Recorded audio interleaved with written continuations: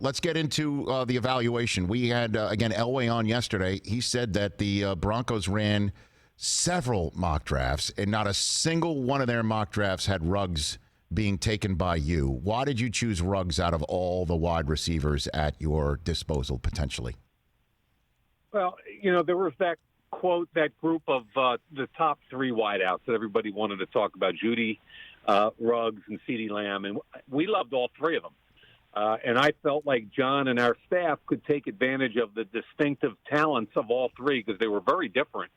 And at the end of the day, I think the pure speed of Henry Ruggs is kind of what changed things for us. And I think we felt like we've been bereft of speed, both vertically and horizontally. And when you get a guy like Ruggs, not only are you getting the vertical threat, the deep overs, the post routes, you're also kind of getting those manufactured touches, the horizontal ones, the jet sweeps, the bubble screens. When I talked to Nick Saban and he told me he approaches every day like he's a walk-on, his work ethic is off the charts.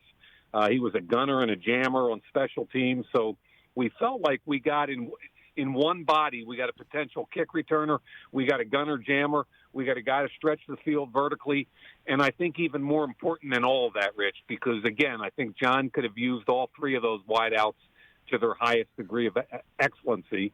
But what changed it for us is we felt like that element of speed would make Josh Jacobs better, would make Darren Waller better, would make everything underneath better, and effectively make our whole offense better. Well, I mean, man, you kept hammering that wide receiver position as well when you used two of your three third-round selections on Lynn Bowden Jr. and Brian Edwards of Kentucky and South Carolina, respectively. Why did you feel the need to keep hitting that same position, Mike?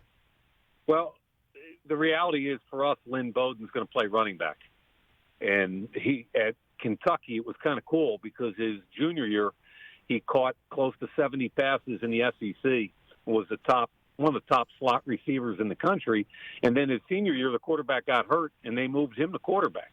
And he rushed for 1,300 yards in the SEC as a running quarterback / wildcat guy. So we kind of envision Lynn Bowden as first and foremost primarily a running back. As he learns how to pass protect and do all the different jobs demanded of him by that position, I think the cool thing about him, Rich, is he becomes what John calls a joker, an ability to play running back, slot, wide. We can use him. We could line him up in the wildcat in the red zone. So we envision Lynn Bowden doing a variety of jobs for us, but primarily he'll be a running back. And then Brian Edwards, to us, we had him with a high second-round grade, and he was sitting there at 81 and just couldn't pass up on that. And he's a big-bodied, tough guy, the all-time leading pass receiver at South Carolina.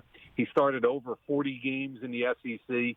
So we were kind of blown away both by his productivity and his consistency in the best conference in the country. Well, I guess that seems like that was a facet about this draft with the wide receivers, Mike Mayock, by the way, of the Las Vegas Raiders here on the Rich Eisen Show, is that you were getting guys in rounds with grades much higher than what you were getting them. Would you agree in terms of everything, the years that we were working together to this year deepest wide receiver draft, period, or no?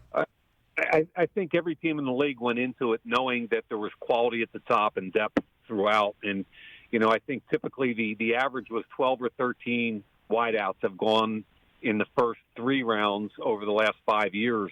And I think 12 went in the first 2 rounds, which set a record in the modern draft. So certainly every team in the league felt like that was the case. Rich, there were guys in the 4th and 5th round that I was salivating over that were that were wideouts that typically would be 3rd round guys. So yeah, that position this year we thought had the best quality up top and the depth throughout. And let me just circle back briefly to your second first-round selection, the last of the Khalil Mack first-rounders that Gruden placed in your expert hands to turn into human beings.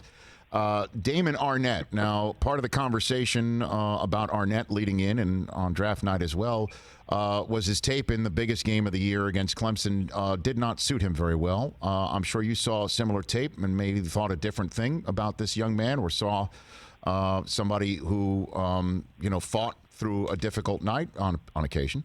What did you see on his film?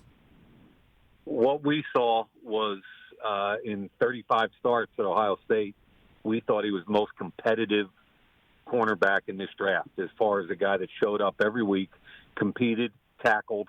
He can play inside, he can play outside, he can play the right side, he can play the left side. He played most of this season with a cast on his arm. We thought that what we're looking for, Rich, when John and I sit in a room by ourselves and we talk about what are we trying to construct here, and we talk about competitive, tough guys that come to work every day because they love it, not just because they're getting paid for it, and that's Damon Arnette. So to us, when you're in our division and you're playing the Chiefs twice a year, you mentioned John Elway. They drafted wideouts, they drafted tight ends. Sure did. Everybody's trying to get faster and more dynamic to compete with the Chiefs. So in our division, you better line up, you better be fast, you better be competitive, you better be tough, and you better not flinch. And we don't think this kid will flinch. Hey, you watched all the way to the end. Thanks for that. Watch more right here.